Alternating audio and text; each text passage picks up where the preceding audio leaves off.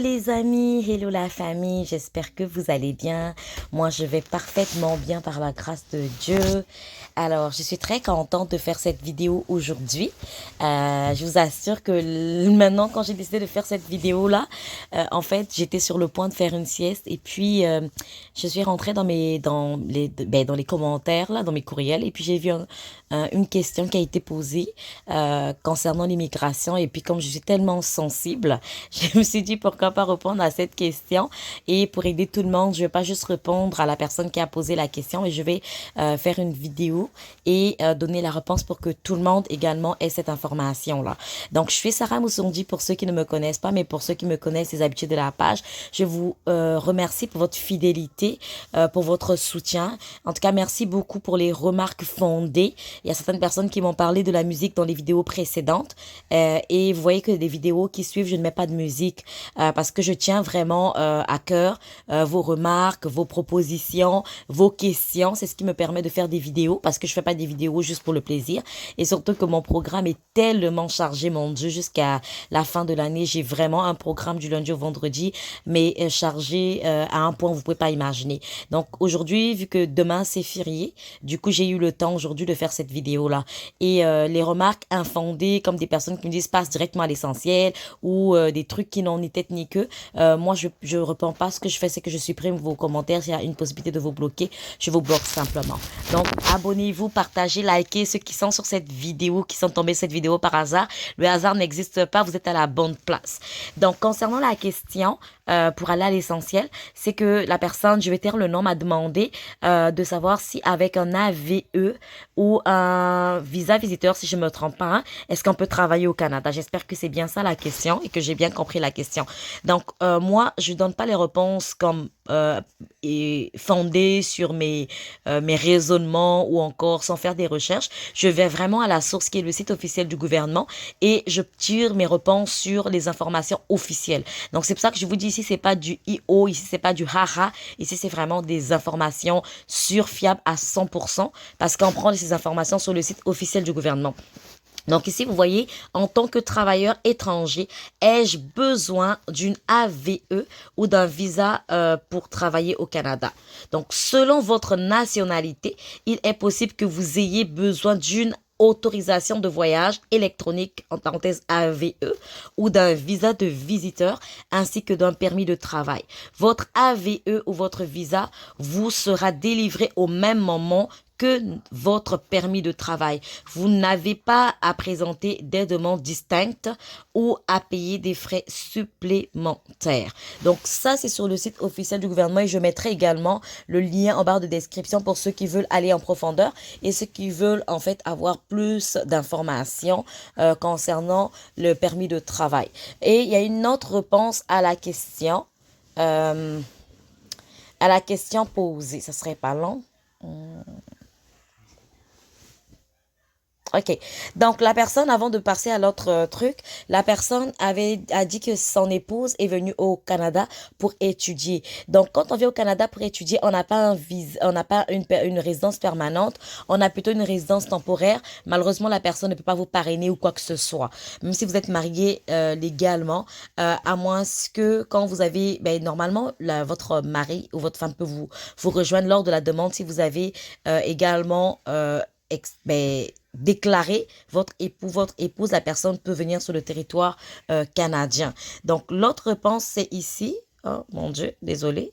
Je crois que je me suis trompée. C'est ici, voilà. OK. Permis de travail, présenter une demande. Comment présenter? Donc, vous devez présenter une demande en ligne.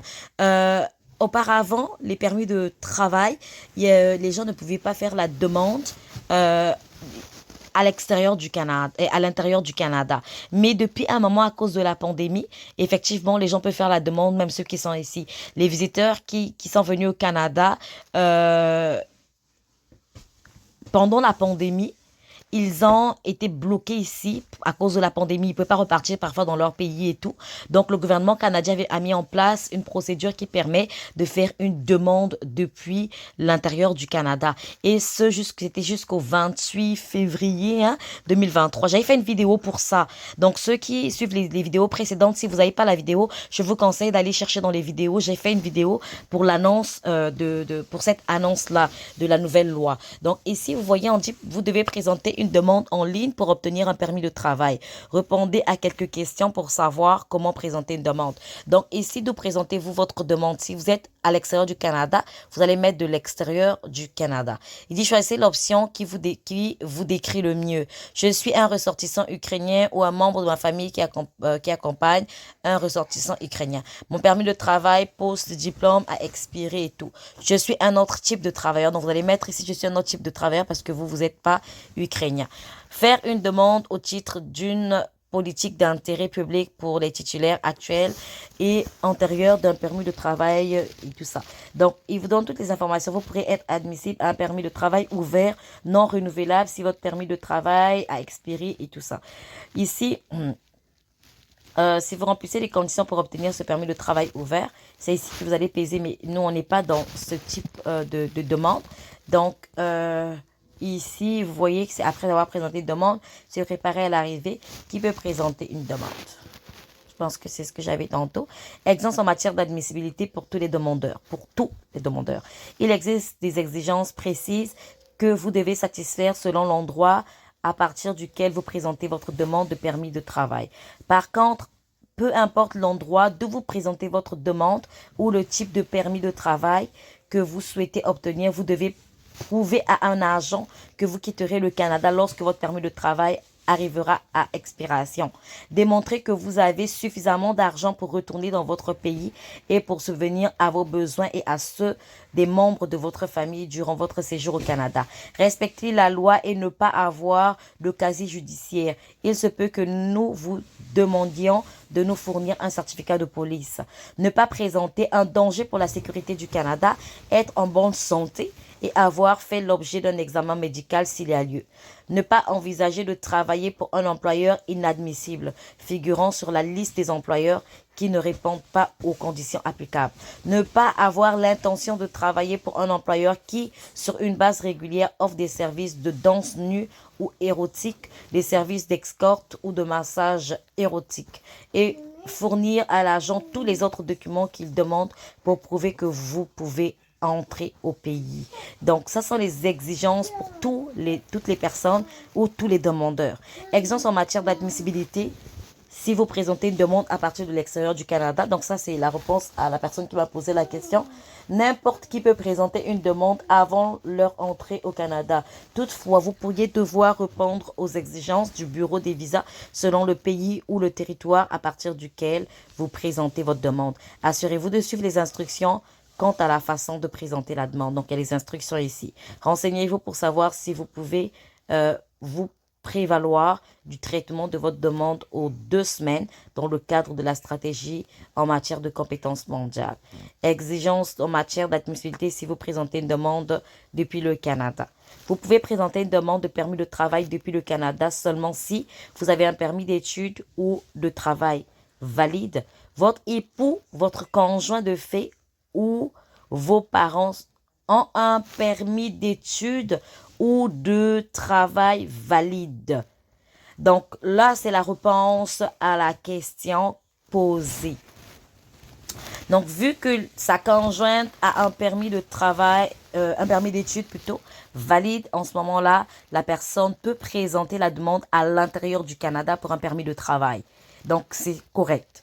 Vous êtes admissible à un permis de travail post-diplôme et votre permis d'études est toujours valide. Vous avez un permis de séjour temporaire qui est valide pendant 6 mois ou plus. Vous attendez la prise d'une décision à l'égard d'une demande de résidence permanente à partir du Canada. Vous avez présenté une demande d'asile. La Commission de l'immigration et de la citoyenneté et du statut de réfugié du Canada a reconnu votre qualité de réfugié au sens de la Convention ou de la personne ou de personnes protégées. Vous êtes autorisé à travailler au Canada sans permis de travail, mais vous devez obtenir un permis de travail pour occuper un autre emploi Cela ne s'applique pas aux visiteurs d'affaires. Vous êtes un négociant, un investisseur, une personne mutée à l'intérieur d'une entreprise ou un professionnel visé par l'accord du libre-échange Canada, États-Unis, Mexique. Donc ça, c'est la réponse à la question. Donc oui, il peut bel et bien, présenter la demande à l'intérieur du Canada puisque sa conjointe est effectivement aux études ici et a un permis d'études ou un visa d'études valide ou valable. Mais c'est valide que je voulais dire. Donc, voilà la réponse à la première question. Une autre question qui a été posée, ça concernait le délai de traitement de la demande pour le certificat d'acceptation du Québec ou encore pour un visa. Alors, croyez-moi, actuellement, les délais sont très longs, que ce soit pour la résidence, que ce soit pour les visas visiteurs, que ce soit pour les visas d'études. Le délai est très long. Mais quand je dis très long, c'est vraiment long. Il y a pas longtemps, j'ai publié une vidéo qui montrait combien les gens étaient en train d'attendre pour avoir le passeport ici parce qu'il y avait vraiment pénurie de main-d'œuvre et il y avait des files d'attente, des gens qui dormaient devant les bureaux pour juste leur visa, pour leur passeport, désolé. Les gens qui passaient 3 jours en train d'attendre d'avoir leur passeport. Donc, quand on vous dit que c'est vraiment long, c'est vraiment long. Si vous êtes au point vous êtes en attente de la réponse du côté de l'immigration et que l'école, la rentrée, par exemple, c'était en septembre, la seule chose, c'était d'écrire à l'école, de leur expliquer la situation que vous avez fait la demande, mais jusqu'à présent, l'immigration ne vous a pas répondu. Est-ce qu'il y a une possibilité d'avoir une rentrée retardée ou de pouvoir vous mettre à la prochaine session? Parce que c'est la seule chose. Il faut écrire à l'école. Ne laissez pas comme ça, sinon vous allez perdre l'année et l'école risque de vous charger alors que vous n'avez pas fait les cours, puisque vous n'avez pas également déclaré l'abandon de cours. Donc, faites très attention à cela et puis écrivez à l'immigration. Il y a la possibilité de les écrire sur le formulaire. Vous partez sur le site du gouvernement. Il y a le formulaire d'IRCC. Vous pouvez les écrire et joindre l'admission de l'école, joindre également le fait que vous allez commencer les cours en septembre, mais que jusqu'à là, vous n'avez pas reçu de réponse et tout. Donc, vous pouvez écrire et eux, normalement, c'est 28 jours pour qu'ils puissent vous répondre, mais Dieu seul sait, ça peut être moins lent, ça peut être moins de 28 jours, mais sinon, ils vous diront clairement que c'est 28 jours avant de vous répondre par rapport à vos demandes. Il y a des demandes qui ont été faites depuis le mois de mai qui n'ont pas encore de réponse jusqu'aujourd'hui. Il y a des demandes qui ont été faites depuis avril qui n'ont pas encore de réponse jusqu'aujourd'hui. Et comme je vous dis que même ceux qui sont au Canada ici sont en train de subir. Il y a d'autres qui n'ont pas encore leur permis de travail. Il y a d'autres qui n'ont pas encore leur résidence permanente. Il y a d'autres qui sont en attente de beaucoup de choses. Donc, c'est vraiment compliqué. La pandémie joue de beaucoup. Il y a eu beaucoup de choses, beaucoup de changements, beaucoup de perturbations. La pénurie de main-d'œuvre également qui n'aide pas à avancer. Donc, tout ça vraiment cause beaucoup de problèmes. Donc, moi, je vous conseille vraiment de pouvoir vous renseigner auprès de l'école, de voir quelle est la solution en ce moment-là. Et l'immigration également, vous pouvez les écrire IRCC. Donc, si vous avez d'autres questions, vous pouvez me les poser. Moi, pour cette vidéo, je vais m'arrêter là pour ne pas vraiment faire que elle soit longue. Je vous souhaite de passer un bon dimanche. On se retrouve très bientôt pour une autre vidéo. J'espère que vous aurez les réponses à vos questions au travers de cette vidéo. Je suis Sarah Moussondi. Partagez, likez, commentez, abonnez-vous s'il vous plaît. C'est gratuit. Celui qui n'est pas informé est déformé. Alors partagez au maximum pour que autour de vous, le maximum de personnes soient informées. Moi, je donne gratuitement, vous recevez gratuitement. Alors partagez gratuitement s'il vous plaît. Je vous aime énormément. On se dit à très bientôt pour une autre vidéo. Ciao!